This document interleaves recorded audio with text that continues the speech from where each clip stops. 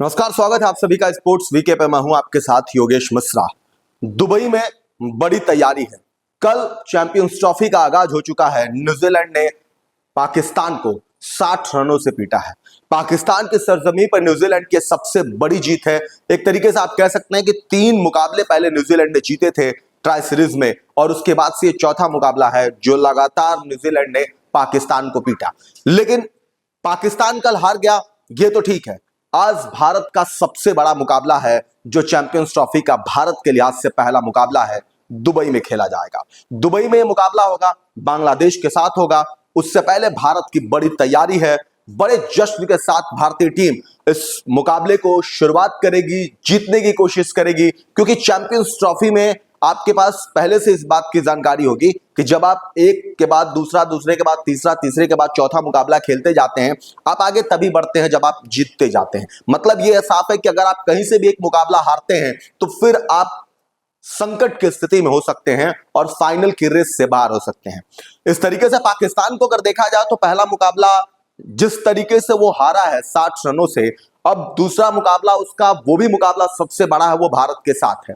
अब ऐसे में अगर भारत पाकिस्तान को 23 फरवरी को हरा देता है तो फिर पाकिस्तान के लिए बिल्कुल ही मुश्किल हो जाएगा। पाकिस्तान मेजबान है और ऐसी स्थिति में कल जो पाकिस्तान मुकाबला हारा है, वहां के फैंस को लेकर के, यूट्यूब से लेकर के हर जगह आप देखेंगे किस तरीके से वहां के फैन गुस्से में। लेकिन बात आज हम न्यूजीलैंड और पाकिस्तान की नहीं बल्कि भारत के शुरू हो रहे मुकाबले की करेंगे। आज के मुकाबले से पहले कल रोहित शर्मा ने प्रेस कॉन्फ्रेंस में आए थे और प्रेस कॉन्फ्रेंस में आने के बाद उन्होंने वो बड़ी बातें कही थी जिसको लेकर के लगातार सवाल उठ रहे थे। उस सभी बातों का उन्होंने एक शब्दों में कह सकते हैं आपकी जवाब दिया और सीधा दिया, और जिसके बाद से शायद इन सभी सवालों पे विराम लग जाएगा। अब क्या बोला रोहित शर्मा ने कल प्रेस कॉन्फ्रेंस में? रोहित शर्मा ने सबसे बड़ी बात कही कि भारत के पास सिर्फ 2 स्पिनर है जी। अब 5-5 स्पिनर का लेकर के आप कब से हो हल्ला मचाए जा रहे हो? हम तो 2 स्पिनर देख रहे हैं भारत के लिए। तो क्या सच में भारतीय टीम 2 स्पिनर्स के साथ दुबई गई है? क्या सच में भारतीय टीम 2 ही स्पिनर्स को लेकर के उन्होंने सिलेक्शन किया था और 2 ही स्पिनर है भारत के पास? ये बड़ा सवाल है, क्योंकि रोहित शर्मा फिर क्यों कह रहे हैं कि भाई 2 ही स्पिनर है हमारे के पास, आप 5 क्यों कह रहे हैं? अब इस बात को लेकर के रोहित शर्मा ने जो तर्क दिया है, वो तर्क सुनने के बाद आप भी शायद एक बार जरूर इस बात पे मंथन करेंगे कि सच में शायद हम ही गलत थे। रोहित की प्लानिंग कुछ और है, कप्तान की प्लानिंग कुछ और है, कोच की प्लानिंग कुछ और है। तो क्या है वो 2 स्पिनर्स जिसको लेकर के वो बार बार इस बात का जिक्र कर रहे हैं कि हम सिर्फ 2 स्पिनर्स को लेके आए हैं, बाकी जो लोग हैं वो स्पिनर्स की भूमिका में हमारे पास नहीं है। पहली बात तो ये है कि भारतीय टीम ने 5 स्पिनर को जिसमें जो चुनाव किया उसमें आपकी नजरों में अक्षर पटेल, रविंद्र जडेजा, वाशिंगटन सुंदर, कुलदीप यादव और वरुण चक्रवर्ती, ये 5 नाम आप इसी को लेकर के सारे सवाल हैं। और 23 गेंदबाज की जब बात हुई तो उन्होंने 3 गेंदबाज का जिक्र किया। आपके पास हर्षित राणा, मोहम्मद शमी और अर्शदीप। अब सवाल फिर से वही घुमा फिरा के आ जाता है कि 5 स्पिनर्स को 2 स्पिनर्स क्यों बताया जा रहा है? तो हम आपको बताते हैं। रोहित शर्मा ने कहा कि दरअसल आप रविंद्र जडेजा, अक्षर पटेल, वाशिंगटन सुंदर को आप अगर स्पिन गेंदबाज के रूप में समझ रहे हैं कि भारतीय टीम को स्पिन गेंदबाज है, तो ऐसा नहीं है। वो बैटर हैं, वो अच्छे खासे ऑलराउंडर हैं, वो गेंदबाजी और बल्लेबाजी दोनों अच्छे तरीके से कर सकते हैं। नो डाउट अक्षर पटेल की बैटिंग में कोई शिकायत नहीं है। अक्षर पटेल की बैटिंग लाजवाब है। जिस तरीके से वो मिडिल ऑर्डर में आकर के अपने बैटिंग को धार दे रहे हैं, पारी को संभाल रहे हैं, आगे की तरफ मैच लेकर जा रहे हैं, मतलब कुल मिला के मैच को चला रहे हैं। आप नहीं कह सकते कि अक्षर पटेल सिर्फ एक स्पिन गेंदबाज है। तो बड़ी बात तो ये है। दूसरा, रविंद्र जडेजा। क्या आप रविंद्र जडेजा को, उन्होंने यही बात पूछी प्रेस कॉन्फ्रेंस में, जो पत्रकार बैठे थे उनके बीच में, क्या आप रविंद्र जडेजा को सिर्फ गेंदबाज समझते हैं? मैं नहीं समझता, हमारी टीम नहीं समझती, मैनेजमेंट नहीं समझता, हम ऑलराउंडर समझते हैं उन्हें। किस तरीके का ऑलराउंडर? बैटर गेंदबाज ऑलराउंडर है वो, मतलब वो अच्छी बैटिंग कर लेते हैं। मिडिल ऑर्डर में रविंद्र जडेजा के कंधों पे भी उतने ही भार है जितना एक ओपनिंग करने वाले रोहित शर्मा के पास है, क्योंकि पारी जब लड़खड़ाती है तो फिर वहां से रविंद्र मैच को चलाते हैं और लेकर के अंत तक जाते हैं, क्योंकि उनके गुरु महेंद्र सिंह धोनी रह चुके हैं। तो धोनी की भी एक खासियत थी, वो मुकाबले में बने हैं कि नहीं बने हैं वो बाद में तय करते थे, पहले वो मुकाबले को अंत तक लेकर जाने की कोशिश करते थे। और इसीलिए रविंद्र जडेजा इसमें बतौर स्पिन गेंदबाज नहीं है, बतौर वो बल्लेबाज और स्पिन गेंदबाज यानी ऑलराउंडर के तौर पे। अब तीसरा, वाशिंगटन सुंदर। वॉशिंगटन सुंदर को लेकर के भी बहुत बेहतरीन बात उन्होंने कही है कि वॉशिंगटन सुंदर अपने आप में एक बल्लेबाज है भाई।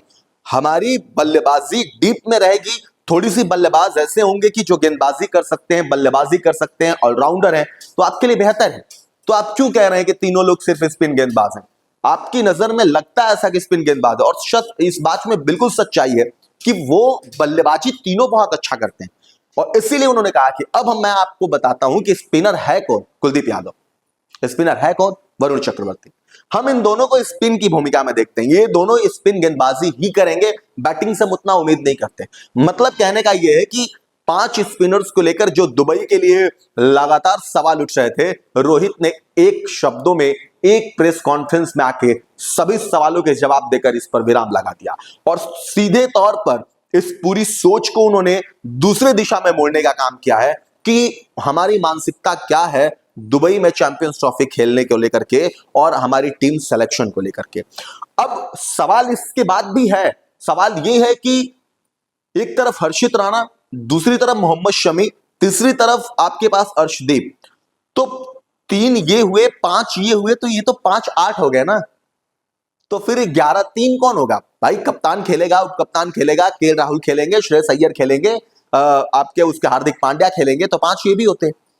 तो कुल मिला के बात यह है कि शायद भारतीय टीम जिस अंदाज में अंग्रेजों को हराई है, बड़ी बात कह रहा हूं आपसे, जिस प्री प्लान के तहत भारत ने इंग्लैंड को चारों खाने चित किया है, भारत का वो ब्लूप्रिंट था और भारत उसी का इस्तेमाल दुबई में करेगा। हो सकता है कि भारतीय टीम 2 गेंदबाज को शामिल करे, यानी कि जैसे हर्षित शमी, हर्षित अर्शदीप, और वो टीम के हिसाब से उसका प्लेइंग 11 में सिलेक्शन होगा।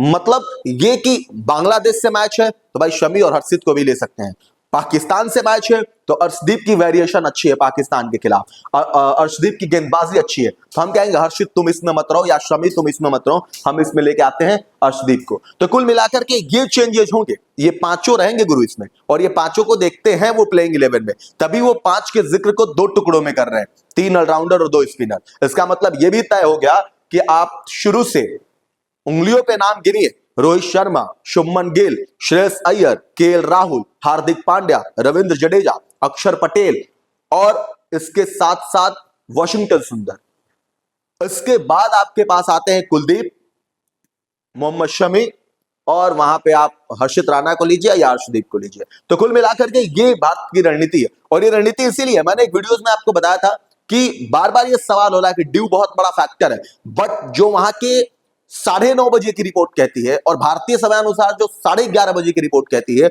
वो ये कहती है कि मैच के 1.5 घंटे बाद तक ड्यू नहीं है। इसका मतलब साफ है कि भारतीय गेंदबाज मतलब अलग रूप में और अलग रंग में दिखेंगे आपको अगर भारत पहले बैटिंग कर लेता है तो।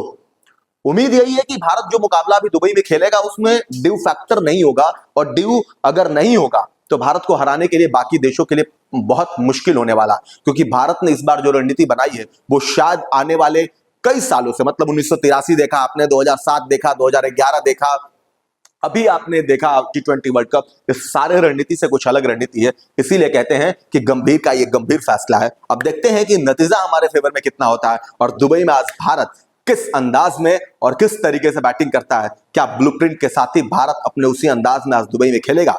ये तो कुछ देर बाद अब मैच शुरू होगा, उसके बाद पता चल जाएगा। भारत के लिए शुभकामनाएं हैं आज के पहले मुकाबले के लिए। आप भी अपनी बात कमेंट से पहुंचा सकते हैं। फिलहाल इतना ही, नमस्कार।